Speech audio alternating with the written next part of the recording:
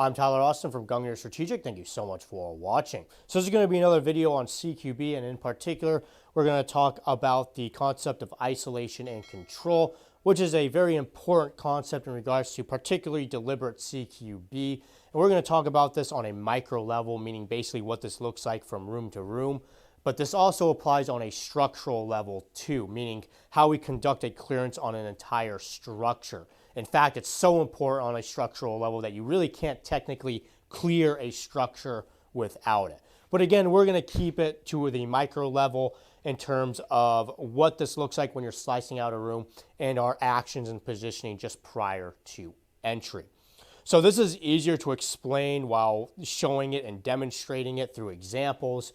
But the general concept and idea behind isolation and control is that as you slice out a room, you're basically splitting the room into two separate areas, cleared space and uncleared space.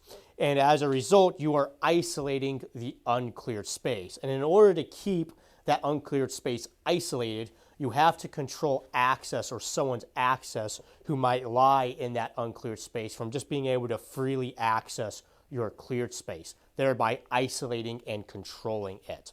So our first example is going to be very basic, just a single man clearing a basic corner fed room, and then we'll move on to more complex examples and show how that concept works. So this guy is going to go ahead and approach that door, he's going to open it, and he's going to begin slicing out the room. So he's slicing out the room, and at this point, he has sliced out the room and cleared as much of the room from outside that threshold as he possibly could. So at this point, again, the room has been separated into two separate areas, cleared and uncleared. The light, of course, is the cleared area, and the dark here is the uncleared space. So the uncleared space has been isolated to this area and these angles within the room.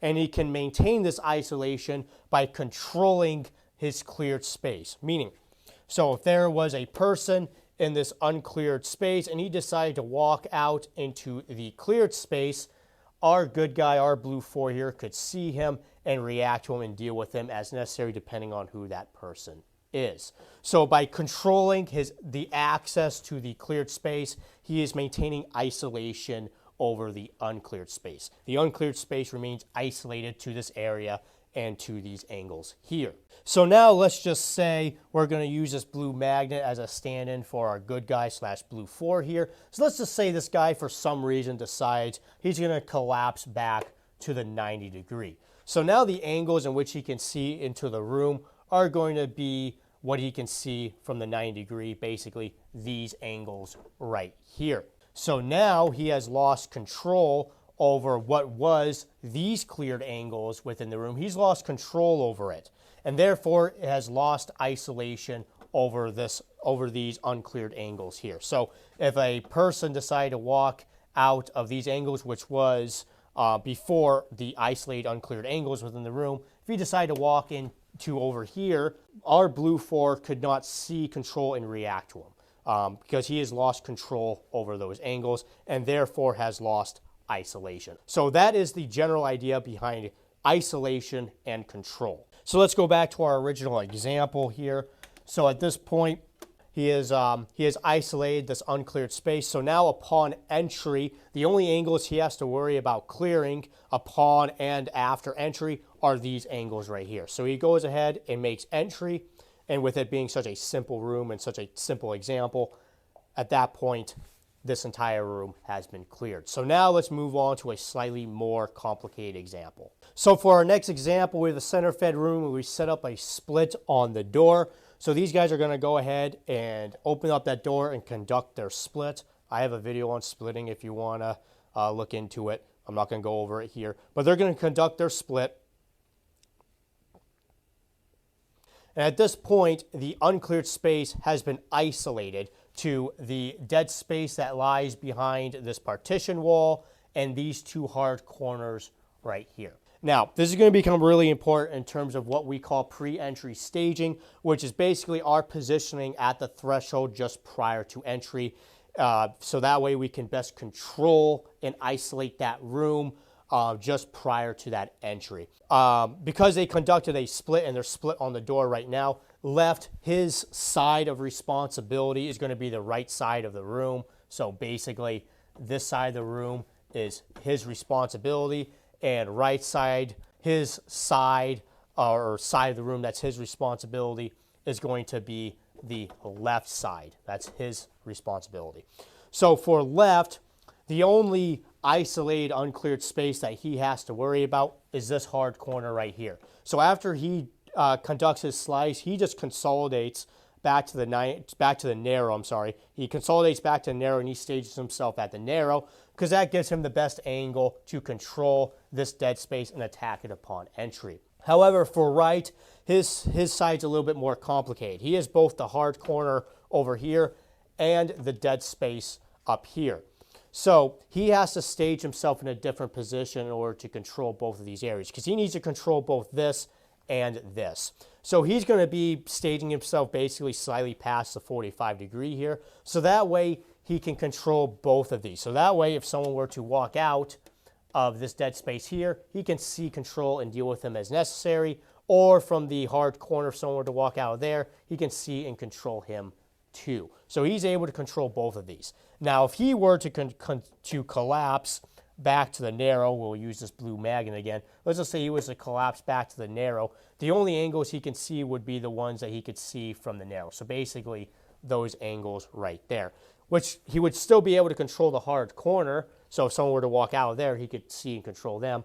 However, he has lost control over this dead space here. So if someone were to walk out of it, he could basically walk into anywhere into this room and right would not be able to see, control, and deal with them. So at that point, technically, they've lost control over this entire room. With the uncleared space isolated, the only space they have to worry about upon and after entry is clearing the hard corners and then the dead space after that. So for our next example, again, center-fed room, split on the door. They're going to go ahead and open that door and conduct their split. The uncleared space has been isolated to these two hard corners right here and the dead space created by whatever these are creating the dead space.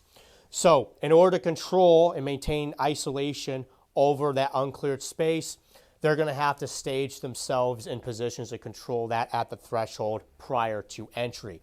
So in this case, both of them are going to be more or less staged at the 45-degree. So that way, if anyone were to walk out of either side of this or from these hard corners, either one of them is going to see it depending on which side it's from. Because again, if let's just say both of them consolidated back at the narrow and staged themselves back at the narrow, now they've lost control over both of these areas here, and a person can just basically freely walk out, or even worse, potentially barricade or put themselves in a barricade position to see that doorway potentially too. It's just a bad situation, and that happened because they've lost control and isolation over that uncleared space. All right, for our last example, again, a split on a door, center-fed room, but we have a partition wall that's at the 90-degree, which is going to complicate things a little bit. So they've done their split, and again, isolated the uncleared space to these two hard corners and the dead space behind this partition wall.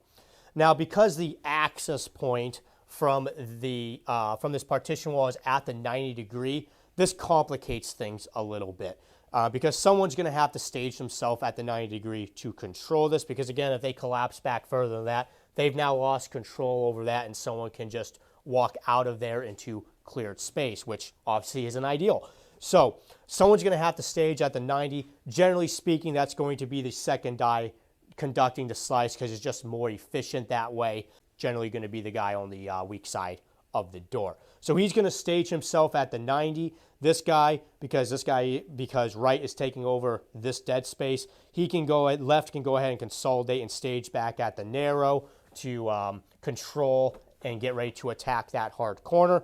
But right, he's going to stage at the 90-degree so that way he can control this and control this as best he can. Obviously, he is giving up some angles here, but that's just the reality of it. It's not going to be perfect, but it's better to control this because by losing control of this, you're losing control of a lot larger part of this room than losing necessarily some angles here.